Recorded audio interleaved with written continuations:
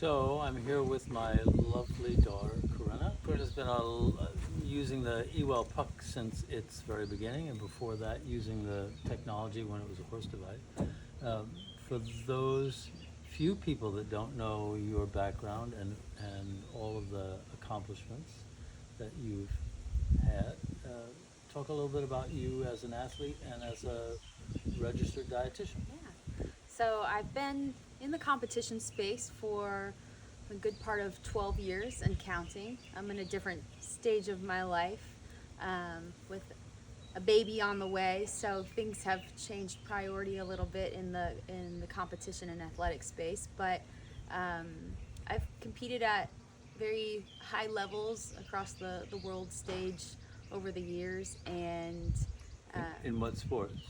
in a variety of sports, in obstacle course racing, in CrossFit, in triathlon, in hybrid racing, and tactical games. So a wide variety of athletic pursuits, and I chase what's fun and challenging, and kind of gets me excited about fitness and movement, and I'm my day job, my career is as a registered dietitian, which I pursued early on to help give me a competitive edge in all my athletics. And I was very interested in how nutrition played a role in performance and elevating physical performance, and of course just nourishing my body as I go throughout this life and trying to live to my fullest, and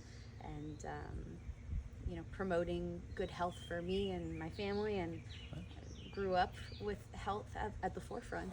One of the reasons that you have focused so much on nutrition is because that's the fuel for your body. But Gerald Pollack, University of Washington, who's really the guru of fourth phase water, believes that we also have a very important energy source in water. And that's where the eWell really comes in, because it produces fourth phase water from which we derive a lot of energy. You know, fourth phase water has this extraordinary characteristic of being split into two different zones of positive and negative charge. And that charge differential is what drives a lot of moving fluids in the body, getting nutrition into cells, removing trash from the cells, and really fueling a lot of all of our biological functions. So we don't have to talk about that now. I'm really interested in how you use the eWell and what you're doing with it. But I think that's just an important thing to touch back on, because it's all about giving your body the best chance to be well, right? Yeah, and since there's so much fluid in a lot of the food that we eat, which a lot of people don't realize, we get hydrated from Right. food, especially fresh, whole foods. And so I think that was really fun to learn about the water and how this fourth phase water is, and using the eWell can change and affect the food that we eat, and, Right. and help So, our overall. you know, when you come home from the grocery store and you've got all your great fresh food there, you just put your eWell in the middle of it, and it changes all of the water in all of those nutritious things into fourth phase water. So you're getting the nutrition from it from both a water standpoint and from a nutrient standpoint, Exactly. which is very cool.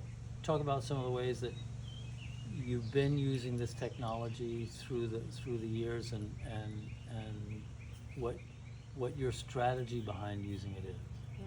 So obviously, growing up around you and seeing all of the research you do day in and day out over the past few decades, and coming up with the TheraTree, or discovering Right. the effects of the saddle, and creating the TheraTree, and now creating the eWell puck, I've been able to see firsthand on our animals, on the horses, on you and Right. Kelly, and in everyday life, just the incredible positive effects it has, and your clients and testimonials. So for me, I've seen that firsthand. While I don't necessarily struggle with injuries or poor sleep, I use it as a part of my everyday life, as a part of my overall health and nourishment.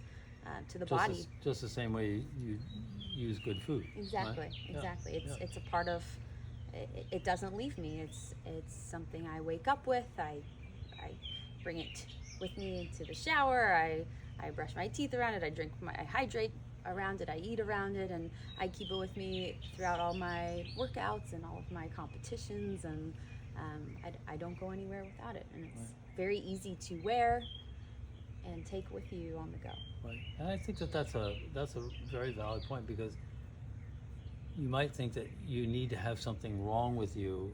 You know, you might have to suffer from poor sleep or suffer from anxiety or have some pain sores in order to be able to justify getting an eWell. But what I hear you saying is that it's as much a part of your day-to-day as good nutrition. Right. And I think that's just so smart, because I think that's what being well is really all about. It's not about waiting for something bad to happen and then trying to recover from it. It's just being proactive, right? Exactly. That's what wellness is all about. Talk a little bit more about the when you say you take it in the shower and use it when you're brushing your teeth. Are there other particular things that you do? Do you have it next to your water bottle, or do you have it any other things that you use to use it? Yeah, like you said, coming back from the grocery store, Right. I have several eWells, and so I like to keep them, one by my water dispenser for our fresh water, in the fridge for all of our fresh produce. When it's on me, I feel good about what I'm eating and drinking, since it's in close proximity to the eWell. Yeah. And you know, and again, through all my exercise and activity. But I take it with me into the shower. I try to get it wet as much as possible, since it loves water. Yeah. Washing my face, brushing my teeth, and especially during sleep. I want that close to me. I do keep the TheraTree by my bedside still. It's kind of its stationary spot. Right.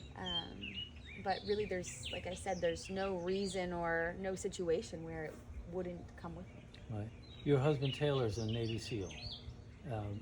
Tell me how you think he uses it, and to what kind of benefit. I know he's had some injuries before, and maybe you can talk about that, and also mention your brother, who's also a Navy SEAL, who's just recently had a fairly significant injury and seems to have eWells taped to his body and seems to be recovering remarkably fast. Yeah, those boys are constantly in environments that challenge them and push them push them beyond what their bodies are designed to do, and so having the eWell as part of their healing and recovery process is essential. I know that as Jack, my brother, you know, he loves to be in close proximity to as many as he has on hand.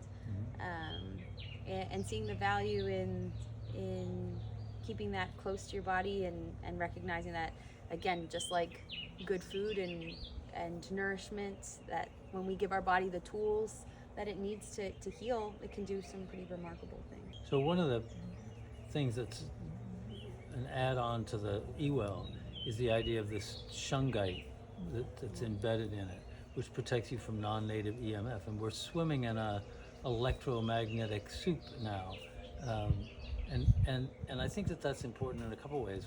One is with your pregnancy, to have a sense that you've got some protection for both yourself and your little one from non-native EMF. I think that's a huge thing. And you know, I always say this: if we could color EMF, it would look a lot like Beijing on a bad day. You know, it would be a brownout of EMF, even out here in this beautiful country setting. You know, but you know, you think about someone who's sending their child to school or their child to college, and they're sitting in a lecture hall with, you know, 100 and some odd other kids, and they have all the iWatches and cell phones and computers and everything else, just being bombarded by this, and we really have no idea about what kind its long-term effect is. But we have every reason to believe that it's not good. Having that protection, I think, is key.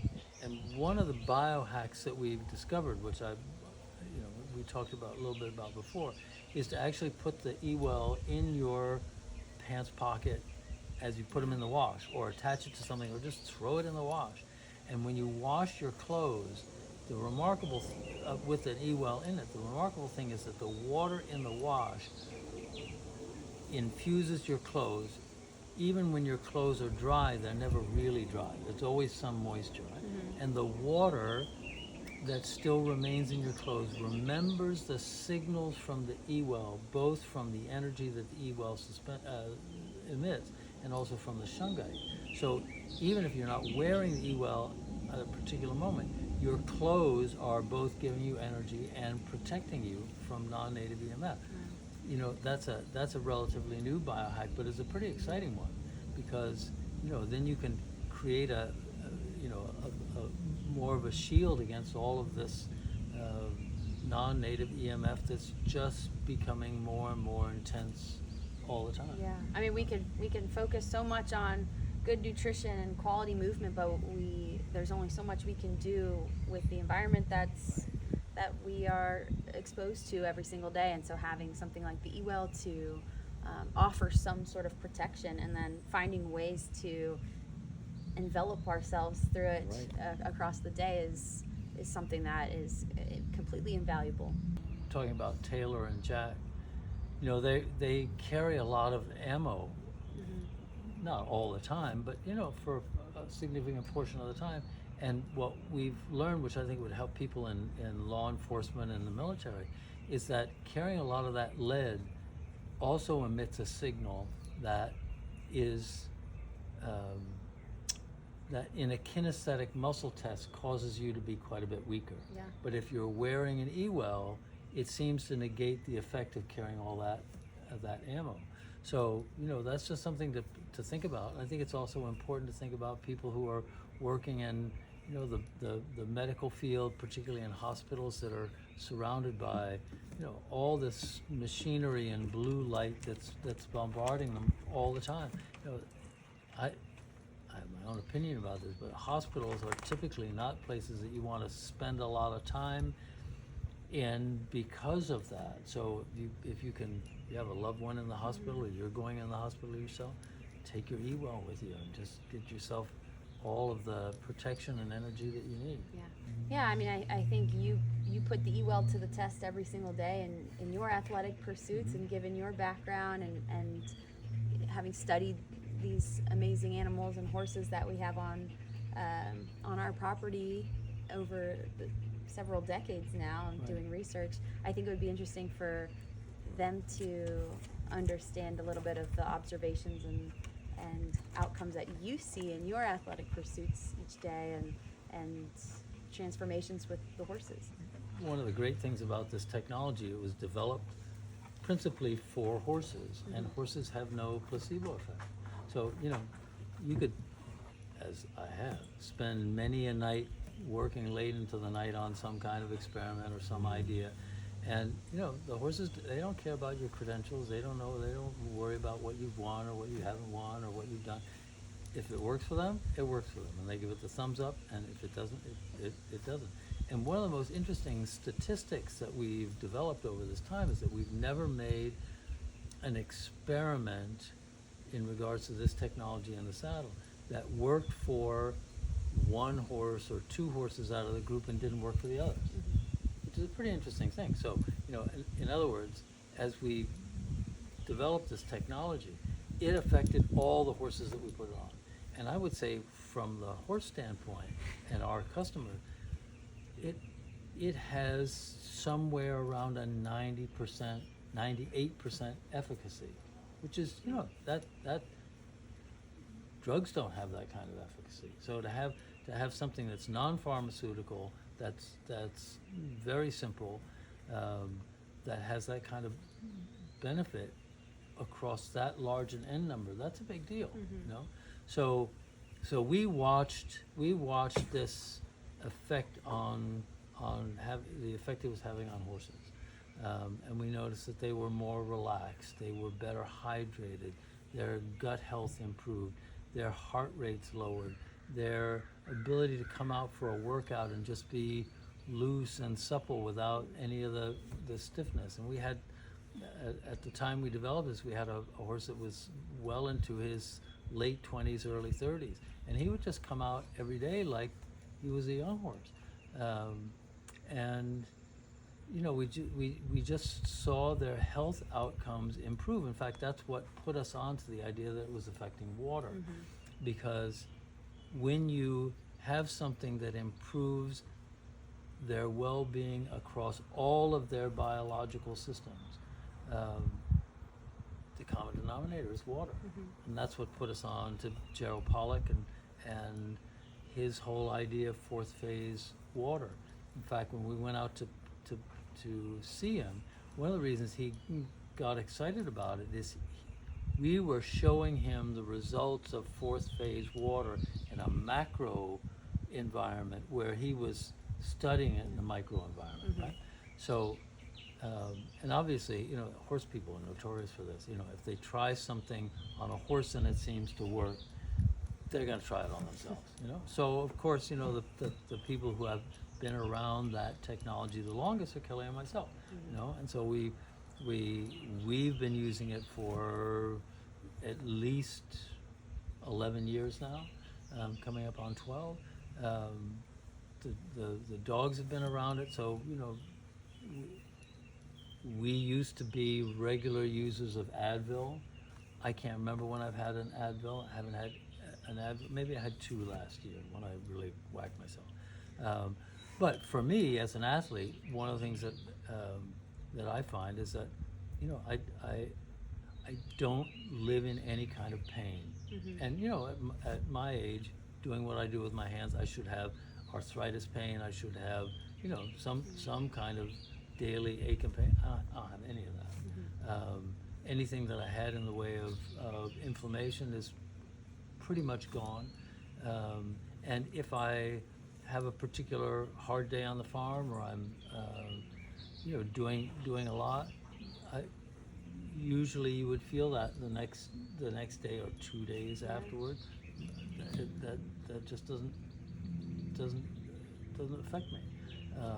You know, I operate on 4 to 5 hours of sleep a night, and get great rest, and that works beautifully. So anyway, from my own standpoint, from Kelly's standpoint, I think that we between the two of us, we don't, you know, we don't use any medications of any kind, no pain relief or anything like that. So, you know, that the proof is in the pudding. If you see it with horses, you see it with yourself, you see it with dogs, you see it with your family. You know, that's fairly convincing. Yeah. You know? So on my side, it's more on the preventative, and for you, you're coming from having had several ailments over, you know, aches, pains from your many years of working with your hands and riding, and so you've been able to transform to a different kind of recovery. Right, exactly. And as you get to my age, the myth is that you think you'd be in a state of decline, and I don't feel that at all. You know, which is that's exciting. You know, to be looking forward to a later stage in life, going into it with full health and wellness. That is really good. I think a lot of athletes tend to think about the performance side of things when it comes to what can help them elevate their output, but I think when you think about the recovery side of things, that is such a big part in being able to do so. And so, you know, while the eWell shows a lot of promise, and you've seen this firsthand with your horses and a lot of the animals and perhaps humans as well, being able to work at a lower heart rate, which would therefore mean that there's likely a lower level of perceived exertion. So therefore you could likely tap into a higher level of output. But even if we're just focusing on the sleep, the recovery, the more effective hydration, aches and pains, soreness, kind of mitigation, that is huge in elevating output. My daily schedule, I'm working in the shop half the day, and then I prepare to ride, and then I ride in the afternoon. This time of year, as it heats up in the afternoon, most people who are horsemen would shift their riding to earlier in the morning to make it, better for their horses. And I've actually not done that, in part because I want to see what the effect of the eWell and this technology has on the horses. Remember, it's in the saddle, right? So when I'm riding them, they're getting a larger dose of the eWell. And one of the things that has been impressed me over the past, many years, is that when these horses go out on a hot afternoon and they go to work, they're not bothered by the heat. A couple of things about that. One is that the sense that I get when I'm riding them is that they're operating on an extraordinary level of physiological efficiency. Everything, it's like driving a car with a super tuned engine. Everything runs smoother. They, I typically ride them for over an hour, and oftentimes the only place where they're sweating is underneath the saddle. They're vasodilated, but they're not stressed. They're not physically stressed. They're not mentally stressed. And on the mental stress part, we've had a couple of occasions, like this winter, for example, when we haven't been able to turn horses out in the fields for them to just be a horse. And this year we went almost 10 weeks without having the horses turned out. And every day I got on them, they were just as peaceful and relaxed as they can be. Now we have them set up so that they're grounded all the time as well. And we can talk about that a little bit perhaps, but they were just in such a great mental space. So again, going back to working in the afternoon in the middle of the summer, they come out, they're in a great mental space, they're physically very loose right from the beginning. Typically I can get the kind of work from a horse that you might expect towards the end of the ride. I get that right from the beginning, which is what a time saver, what an efficiency saver, and you're out there. If every step that they're taking is a step in a positive physiological state, they're just building the right kind of muscle all of the time. There's very little resistance. They're not struggling to do the things that I ask them to do. And when I'm done with the work and it's time to go home to the barn, they typically don't want to go home to the barn. They want to go for a walkabout and wander around the farm. So it speaks to me, having worked with these creatures all my life, it speaks to me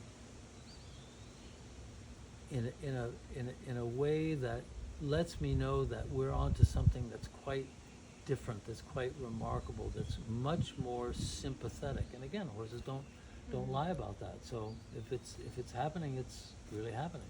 So how did you first discover that the saddle was having a profound effect in this kind of way, and set you on the path to creating the TheraTree, which then turned into the Right. eWell, and what part of the saddle through that discovery makes what the eWell puck is today? Right. So the genesis of it was the structure of the saddle, the internal structure of the saddle, the framework, which is called the saddle tree.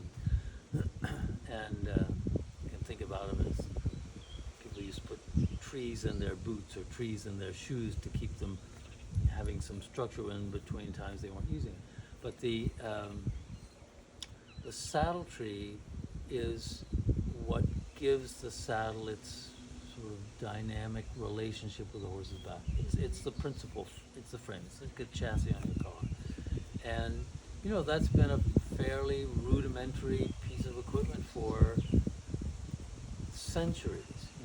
It's basically a wooden slat on each side of the horse's spine with a hoop in the back and a hoop in the front to clear the spine, and then you essentially fashion a leather chair for the rider out of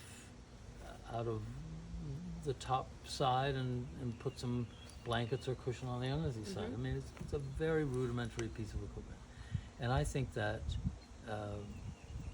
I think a lot of the struggles that riders have with horses come from the fact that when they're being ridden and they're being asked to do very dynamic things with that structure on their back, it creates discomfort, it creates pain, and then they, you know, the long-term ramifications of doing something that's causing you discomfort, you know, you can soldier on through it, but, you know, sooner or later it's going to catch up with you and start to degrade your performance. So, you know, thinking about the dynamic movement of a horse's back, particularly in that area that you sit on, there's all kinds of movements that's happening in all kinds of different axes of movement. So the, you know, the horse's hindquarters have this sort of piston-like movement which moves the saddle this way, and then you've got kind of a sinusoidal wave that goes through their spine from back to front or front to back. So that has to be accommodated. And then you've got the movement of their shoulders, which is, you know, forward and back, which is a different kind of movement. So you're trying to build a structure that can sit on their back that not only accommodates that movement, but you want that movement accommodated to the point where the horse feels liberated by that sensation, which is, that's quite different. So they're not just tolerating it, but they feel that, you know, it's like those swimsuits that I think have been, you know, outlawed, that were actually helping people swim faster than they would normally be able to swim. So that's the, you know, as we work with that, we ended up changing materials. We started with wood and metal reinforcement, and then we went to wood and carbon fiber. That was our first foray into sort of newer material. And then we switched out the wood for basically an acrylic alloy, a mixture of acrylic and PVC. And we wanted to keep using the carbon fiber. So it was about a 4-year process to develop the ability for the carbon fiber and the acrylic alloy, this plastic, to really adhere to each other. And when that happened, we got that right. Not only did we end the problem of delamination, but we started to see this sort of other phenomena where horses started, you put the saddle on a horse's back and, you know, they just start to go into this Zen-like mode where their eyes would get soft and, you know, very liquidy, and they'd blink a lot, and they'd yawn, and they'd lick, and they'd chew, and show all of the signs of having attention release. And that was before you even put foot in the stirrup. So that let us know that something strange was going on, strange and wonderful. We didn't know what it was, so it took us a little while to figure out that it was actually releasing or emitting an energy source that was affecting them in this way.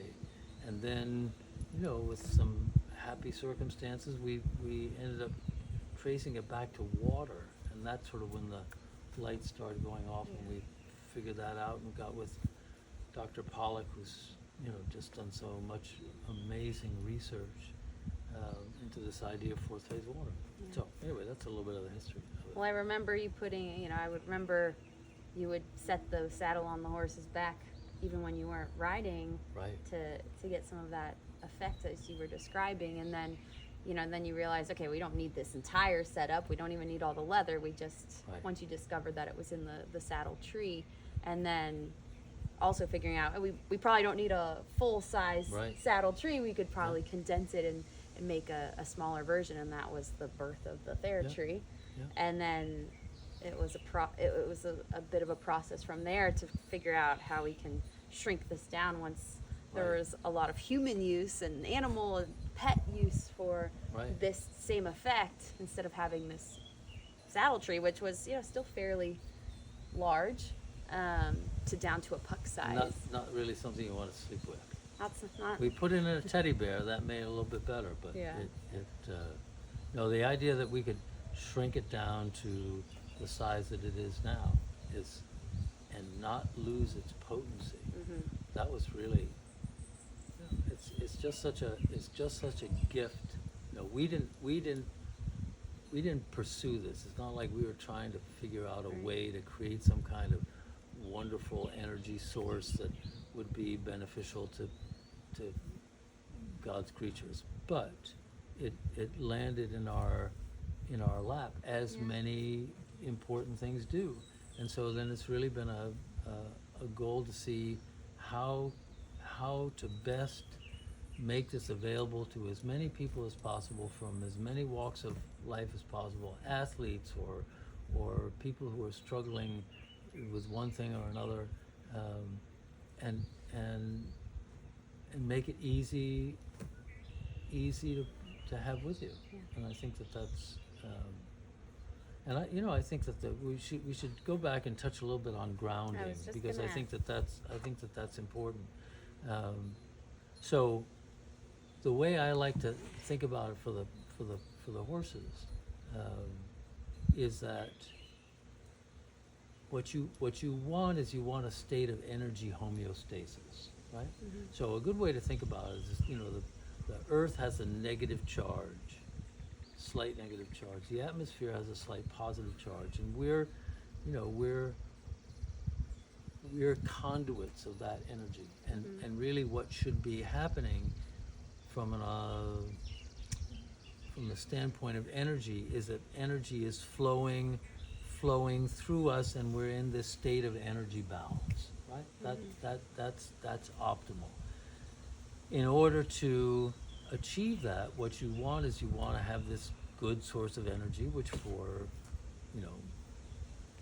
millennia has been the sun, right? Mm-hmm. That's been our source of energy, which has a broad spectrum of light, and then being in touch with the earth allows this energy from the sun to flow through us, and what we don't need and what we don't use is just dispensed with, so we're in the state of energy homeostasis. Mm-hmm. We've done a lot to mess that up in the past really since the invention of electricity. But Mm-hmm. so I think that what we've done is that we've added a dimension of energy, non-native energy, to the atmosphere. Mm-hmm. And that was, we could cope with that, I would say, more or less well, because we were still wearing leather-soled shoes and we were in touch with the earth. Mm-hmm. Come along with the 1960s, and now there's a proliferation of rubber-soled shoes. And And pavement, a lot of non-natural surfaces, and we're getting this this bombardment from these non-native electromagnetic fields, lights, and everything else. And so now our bodies are not able to offload what we don't need, Mm-hmm. or to get enough of the kind of energy that we do need. Mm-hmm. So having this, the way I like to think about it, and this is not exactly how it is, but it's a good way to think about it, is that most people, if they go on vacation and they go to the mountains or they go to the beach, Mm-hmm. and they've got their shoes off and they take for a walk in the early morning or late evening sunshine. They do that for a week and they come back and they feel recharged. Mm-hmm. That's the language. Just Mm-hmm. come back from vacation and I feel so good. Why? Well, you've been getting this great energy source from early morning sunshine Mm-hmm. and being outside, and you've had your shoes off and you're walking on the wet sand and you're grounded, so you've got this state of energy homeostasis, and that's what our bodies thrive on. Mm-hmm. And so when you're not in that kind of environment, you can create that artificially if you're wearing an eWell. So you think about the eWell as this red light emitting energy source that's helping all of your water in your body have this great charge, this great fourth phase water. And if you're grounded, you sleep on a grounding mat, or you have a grounding mat at work, or you're conscious of spending time every day with your shoes off and getting grounded, then you're creating this state of energy homeostasis on an ongoing basis. And I think that's That's so important because we live our lives increasingly away from nature, and I think that there's a lot of evidence that suggests that staying in a state of energy toxicity, if you will, is very bad for our health, mental health and physical health. And I think if you look at the state of health and well-being in the United States at this point, the whole MAHA movement is based on the fact that this country is not well. So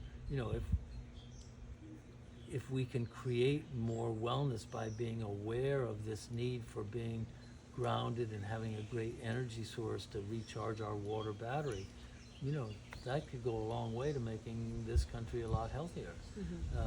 And what's so interesting about the horses is that we've taken the horses from this very natural environment that they've lived in for millennia, and we've put them in very non-natural environments as well. And horses are being ridden in competitions or spending weeks on end in these highly charged competitive environments where every rider's got a cell phone, and there's all kinds of non-native blue light and EMF all around them, and horses are suffering from that, and we know that because of the amount of gut issues that horses are having in particular, which mirrors the kind of gut issues people are having. It's a very serious thing, and I'm not saying it's all a matter of non-native EMF, but I think a lot of it is stress, and a lot of that stress comes from energy imbalance, energy toxicity. Right. So, maybe you can add your. Well, I had a question on the grounding. So when we have the eWell and we're not grounded, that's helping change some of this, some of the charge throughout our bodies. But when we're grounded, it's a way to maybe release some of the built up charge that we're getting through non-native sources. Or I think you're right on it. So you can think of the eWell as this way. It's providing this, I'm going to call it this trickle charge of red light, particularly in the far infrared spectrum. So that's constantly, think about, having your phone, it's always using energy, and so every once in a while you have to charge it. Well, this is what's charging your water battery, right? And because of the shungite in there, it's blocking a lot of the non-native EMF. So you're blocking out a lot of the energy that would be toxic. But when you're grounded, you can think of this grounding as having this now energy flow that's just going through you, and your body has a couple of systems that, without us thinking about it, know what the body needs. So, right. For example, you're always breathing, right? Well, you're not necessarily conscious of it, but our body takes in the oxygen it needs and gets rid of what it doesn't need. Right. We don't think about it. We're more deliberate about our food, but we're not telling our body what to process. Right. It's doing it itself. So same thing, if we expose ourselves to really good energy, our body knows what it needs, uses what it needs, and then wants to be able to get rid of what it doesn't need, which is a good way to think about the eWell and grounding. It's this flow, take it on, get rid of it, whatever you don't need. Right? I don't think that's technically exactly how it happens, but it's an easy way to think about it. Right. And I think that's a lot of what's happening when you're walking on the beach. Right. And that's easy to do, like you said, it's getting barefoot in the grass. It's taking off our rubber shoes every now and then, and also getting great sunlight. Obviously, sunlight's not going to ground us, but it's going to give us more of that natural light and red light that we need more of, and especially when we're inundated. Particularly early morning sunshine, late evening sunshine, and we're surrounded by infrared light even when the sun goes down, because all of the surfaces that have been collecting that sunlight during the day are now emitting infrared, which is why, you know, night vision goggles work, because they're picking up, Right. you know, infrared light. So I think that the idea of grounding, which is really brought into the forefront by this wonderful fellow by the name of Clint Ober, who developed the modem for the computer and was very sick for quite a long time. And then one day he just had this, you know, because he's working on a modem, he's obviously, anybody who's working with electronics and electricity all day are very aware of the need for grounding. And he was sitting somewhere, and I don't remember the story exactly, but he watched a group of tourists get off a bus, and they'd all come from the Nike factory, and they were all wearing brand new Nike sneakers. And it just, you know, just kind of clicked that now we've insulated ourselves from the ground. So, you know, having an opportunity to get grounded is so important, and it's really catching on with athletes. And I think you probably, a lot of your fellow athletes know about this in particular, whether, you know, sleeping on grounding mats and grounding sheets, and being much more aware of that whole idea of energy homeostasis. Right, and red light therapy for recovery. So. Right. Where do you see the future of the eWell puck, and where would you like to see, you know, in an ideal scenario, how would you like to see this being implemented throughout the world, and individuals and animals alike? Well, I think that, you know, I think that we have to turn our attention to wellness. You know, I think we've shown over the past 50 years at least, that the idea of getting sick and then relying on pharmaceuticals and surgery to try to repair us has yielded some pretty extraordinary results, but at the end of the day, our lifespans are shorter, not longer. We're in I would say, a much less healthy physiological state as a nation, as a world. And I think if the eWell can play a part in turning everybody's attention more towards wellness and giving them actually something that can help with that, I think that would be the best that I could hope for. Yeah. I think that would be a wonderful thing. And when you think about it, there's not a person that can't benefit from better wellness. Right. There's not a dog that can't benefit from better wellness. There's not a horse that can't benefit from better wellness. So I think optimizing our physiology and our mental well-being and recognizing how closely those things are tied together is just super important. So you know, and this is just one way to do it. Right. But I think what's neat about it is that first it's non-electronic, so you're not trying to use an electronic gadget to create energy homeostasis. That's counterintuitive. So that's the first thing. It couldn't be more simple. Right. You know, I mean, just clip it on, or put on your belt, or put on your dog, or put on your, and then you forget about it. You know, the one thing you have to do is ground it every day, and that's 10 seconds running it under the tap, or grounding yourself.